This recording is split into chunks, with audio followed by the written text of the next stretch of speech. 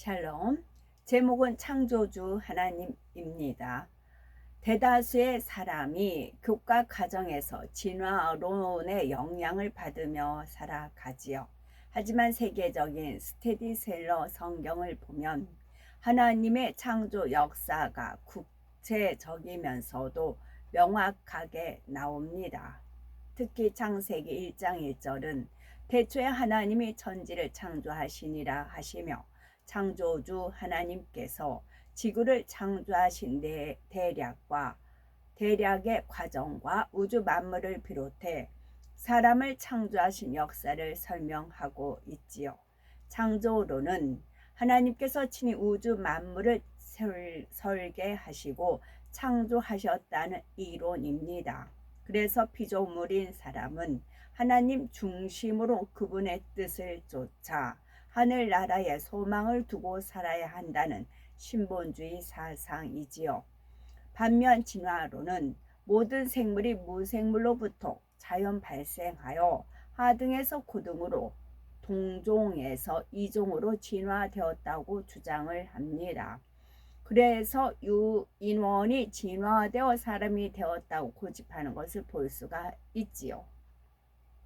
진화론을 믿는 사람들은 생명의 근원을 우연의 산물로 보며 창조주를 인정하지 않기 때문에 인간 중심으로 생각하고 행동하는 인본주의 사상에 팽배합니다. 이들은 삶의 목적을 이 땅에 두고 무엇을 먹을까, 무엇을 입을까 근심하며 살아가지요. 일생을 즐기며 마음껏 누리는 것을 최대의 행복으로 여기지만 참된 기쁨과 평안을 얻지 못합니다. 결국 육체는 한 줌의 흙으로 돌아가고 영혼은 지옥으로 떨어지니 얼마나 허무하고 공허한 인생입니까? 이 세상의 모든 물건은 반드시 만든 사람이 있습니다. 장난감에서부터 하늘을 나는 비행기까지 누군가가 만들었기 때문에 존재하는 것이지 저절로 생겨난 것이 아닙니다. 천하 만물도 우연히 생겨난 것이 아니죠. 창조주 하나님께서 분명한 목적이 있어서 그분의 마음에 맞게 설계하여 창조하신 것입니다. 그분의 마음에 맞게, 그분의 마음에, 우리 집도 각자 자기 취향에 맞게 꾸며요. 음식도 자기 입맛에 맞게 만들어 먹고 찾아 먹어요. 의상도 마찬가지예요. 자기 마음에 맞게, 억지가 아니고. 그래서 모든 만물, 천하 만물도 창조주 하나님께서 분명한 목적이 있고 창조주 하나님의 마음에 맞게 설계해서 창조하시는 겁니다. 하나님께서 천하 만물을 말씀으로 창조하시고 믿음으로 모든 세계가 하나님의 말씀으로 지어진 줄을 우리가 아나니 보이는 것은 나타난 것으로 말미암아 된 것이 아니니라 말씀하시었지요. 창조주 하나님에 대한 증거는 성경뿐만이 아니라 우주 만물 안에도 무수히 많습니다. 동서남북과 사계절이 있고 지구의 자전과 공전, 민물과 썰물의 교차, 바람과 구름의 이동 등 모든 것이 질서정연하게 운행이 되지요. 이것을 어찌 하나님의 창조 섭리가 아닌 우연의 일치랑 할 수가 있겠습니까? 더구나 사람, 짐승, 새, 물고기 등 모든 동물이 한결같이 눈은 두 개요, 코는 하나에, 입도 하나, 귀는 두 개입니다. 그 위치 선정까지 똑같지요. 이것만 봐도 조물주 한 분에 의해서 창조되었음을 알 수가 있습니다. 누구든지 마음의 문을 열고 천지 만물을 바라보면 창조주 하나님의 능력과 신성을 느낄 수가 있고 살아계신 하나님을 알고 믿을 수가 있습니다. 영원히 사랑을 주고 받을 수 있는 참 자녀를 얻고자 하나님의 형상을 따라 사람을 창조하신 하나님께서 창세 이래 어느 누구도 나는 창조주 하나님을 몰라서 못 믿었다라고 핑계할 수 없도록 지금도 끊임없이 성령의 역사를 베풀고 계시죠. 창조주 하나님께서는 자기 형상 곧 하나님의 형상대로 첫사람 아담을 창조하였습니다. 그리고 복을 주고 생육하고 번성하여 땅에 충만하라, 땅을 정복하며 모든 생물을 다스리라 하시었지요. 그러면 천지 만물을 말씀으로 창조하신 하나님께서는 사람을 어떻게 만드셨을까요? 창세기 2장 7절을 보면 여호와 하나님이 흙으로 사람을 지으시고 생기를 그 코에 불어넣으시니 사람이 생명이 된지라 하셨습니다. 여기서 흙이란 지능을 말하지요. 뛰어난 도금은 지능을 사용하여 수천만 원 혹은 수억 원대의 호가하는 도자기를 만들어냅니다. 어떤 사람은 질그릇이나 기와장 혹은 값싼 벽돌을 만들어내지요. 이처럼 누가 어떤 재료로 어떤 물건을 만들었느냐에 따라서 가치가 엄청나게 달라집니다. 하물며 전지전능한 하나님께서 친히 자기 형상을 따라 진흙으로 사람을 빚으셨으니 얼마나 아름답고 빛나는 존재로 창조하셨겠습니까? 그리고 그 코에 생기를 불어넣으시니 사람이 살아있는 영 곧 생명이 되었지요. 생기라는 것은 하나님의 근본된 능력을 의미합니다. 사람이 생명으로 창조된 과정은 형광등이 빛을 내기까지의 과정을 보면 쉽게 이해할 수가 있죠. 형광등이 빛을 내게 하려면 먼저는 잘 조립된 형광등이 있어야 되겠지요. 그러나 그 상태로는 빛을 낼 수가 없습니다. 전원과 연결되어서 전류가 흘러야 비로소 빛을 내지요.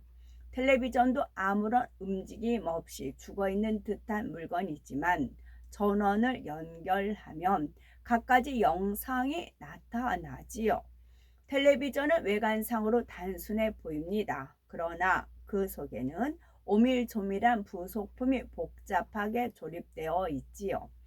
마찬가지로 하나님께서는 단순히 흙으로 사람의 형상만 빚은 것이 아닙니다.